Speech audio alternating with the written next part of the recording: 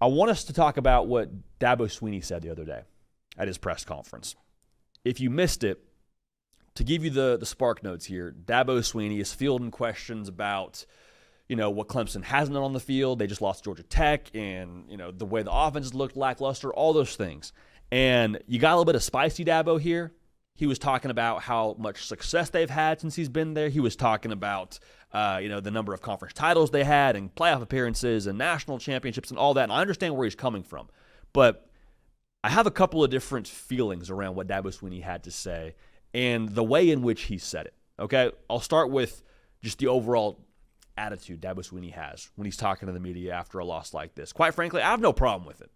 Maybe for some people it rubs them the wrong way and they don't like the snarky Dabo. I like spicy Dabo, dude. I like spicy Dabo. One, it's fun for us to watch. Two, he's not wrong in everything he's saying about how much success they've had. And three, I think the team needs it, dude. Like, if a team takes on the persona of your leadership, like we say all the time on this show, Clemson's been, tofu with no seasoning out there. It has been the opposite of spicy. I need some spicy Clemson, dude, because the talent's there. But there's been no, I don't want to say intentionality because we've said that too many times on this show relative to other teams, but there's been no just like oomph to it, no aggression, no teeth from Clemson. We talked about it all offseason long. Defensive line is going to be awesome. Hey, the offense, you got Klubnik back and those weapons. Like, where's the aggression, man? I haven't seen that. So the coach having some spice to him, some juice to him, I think Clemson needs that. So in that vein, I like the overall temperature from Dabo Swinney with how he's speaking in the media. No problem there. Talk your cash. Also, Dabo Swinney will forget, infinitely more than we will ever know about college football. We being us on this side receiving what Dabo Swinney is saying. So that's the first part of this. However, my issue with some of the things Dabo Swinney said are him speaking to how much success they've had previously. And in a way, it feels like almost, he's not saying it totally this way, but this is the vibe I get. He speaks to previous success almost to validate what they are right now and why it's almost okay for them to not have success on the field. He's done this several different times. And again, Dabo Swinney, nothing but respect for him as a head coach and how he operates. All that is true. But when he says things like, we've won a lot here, we won this many conference titles, and we won this many national championships, is that good? You don't want to come after me now, and we've done all these things at Clemson? You want to come after me when we've had this much success? It's like, yes, you've had that success, and yes, you're one of the best college football coaches in the business. That's 100% true, but that doesn't make it okay. Different press conferences he's spoken about, before I got here, 8 wins was great for us. And now we lose a couple games and everyone's talking about how bad we are and they are down on us and being negative. And it's yes, but the reason why we expect more from Clemson is because you've won so much. Yes, 10 years ago, maybe it's okay for Clemson to lose a game like this. 10 years ago is even cutting it short. 15 years ago, maybe it's okay for Clemson to lose a game like this.